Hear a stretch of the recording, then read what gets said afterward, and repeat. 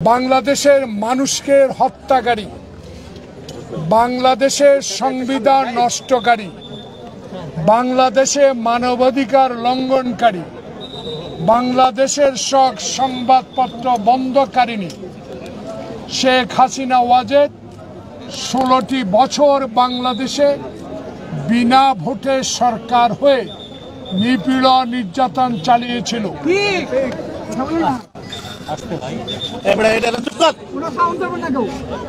তার প্রতিবাদে বাংলাদেশ জাতীয়তাবাদী দলের চেয়ারপারসন বেগম খালেদা জিয়া সমমনা দলগুলোর পক্ষ থেকে 2011 সালে 2 দিনের জন্য হরতাল ডেকেছিল।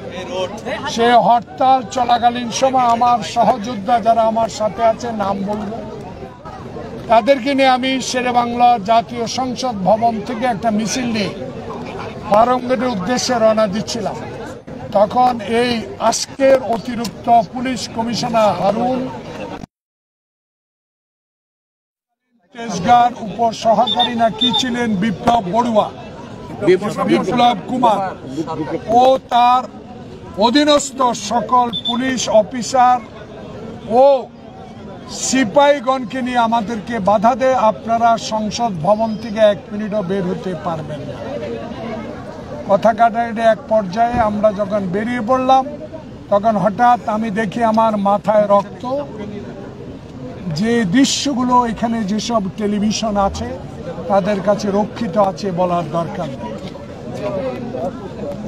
আমাকে লাঠিপিটা করে মাথা আঘাত করেছে, আমার লিগামেন্ট ছিঁড়ে দিয়েছে এবং একটু পিছনে যান আমি একটু দেখাই, এবং লাঠির আঘাতে দেখুন, লাঠির আঘাতে আমার বাম কিডনি অচল হয়ে গেছে। সেটা আমেরিকা, সিঙ্গাপুরে চিকিৎসা করানো হয়েছে।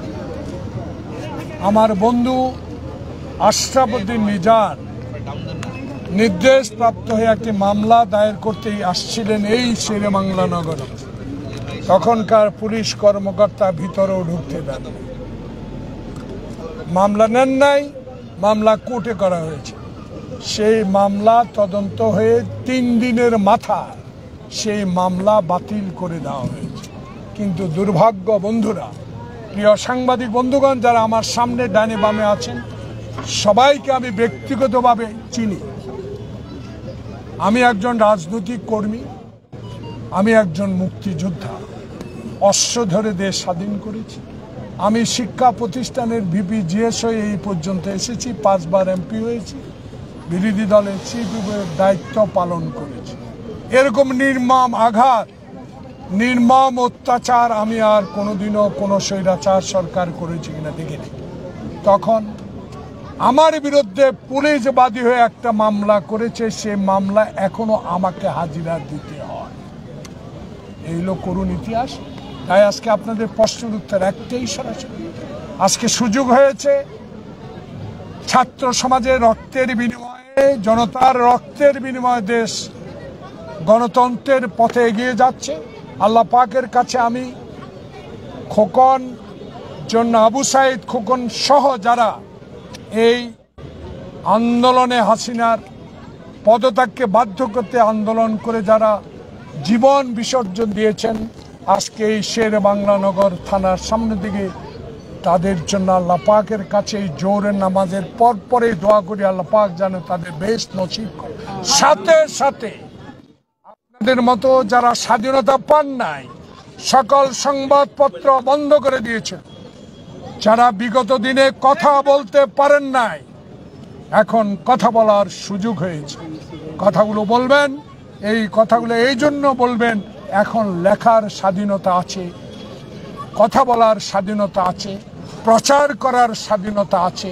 সেই কারণে ইন্টেরিয়াম গভর্নমেন্ট যিনি আজকে প্রধান, আল্লাহ পাকের কাছে তার জন্য দোয়া করি।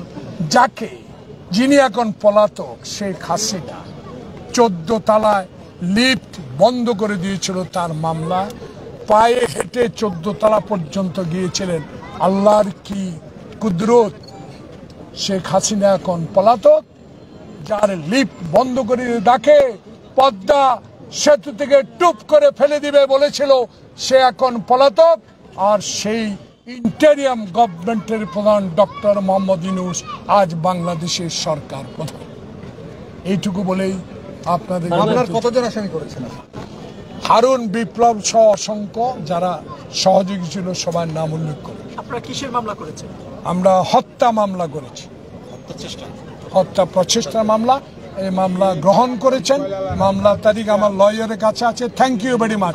শুধু আপনি আপনারা বিভিন্ন সময় আমি একজনই বাদী, আমার সহকর্মীরা সব আপনারা বিভিন্ন সময় বলেছেন যারা হুকুমদাতা তাদের বিরুদ্ধে ব্যবস্থা নেওয়ার জন্য, এবং আমরা দেখেছি বিগত আন্দোলনেও হুকুমদাতাদেরই দায়ী করা হচ্ছে এবং তাদের গ্রেফতার এবং বিভিন্ন ধরনের মামলা হচ্ছে। তাহলে আজকে ওই সময় হারুন এবং বিপ্লব তো ছোট অফিসার ছিল, তাহলে হুকুম ছোট অফিসার না, বড় অফিসার ছিল এবং হুকুমদাতা সে যার দ্বারা হুকুমে অসুখ আমি যাকে দেখেছি তাকে আসামি করেছি। Thank you.